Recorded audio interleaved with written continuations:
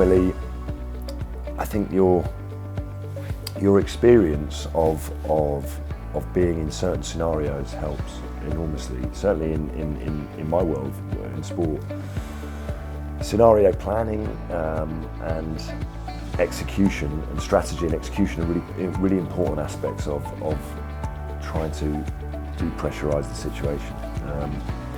If you do the same things over and over again in training, then most of the time, the same, if you know, repeating those in practice in the heat of the battle tends to work quite well.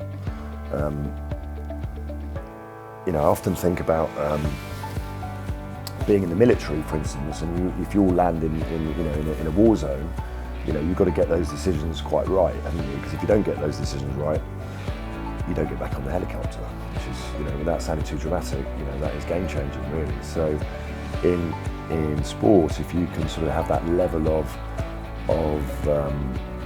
detail and sort of pressure and thinking around it, then you tend not to make the wrong decisions, because it's not quite as dramatic as losing your life. Appreciate it, but it feels like it, and you have to have that sort of level of intensity when you approach it in that way. So yeah, it's, you know, that's really important for me. Is having that scenario planning, that knowledge that you've been there before, and that you know that you will come up with the right decision.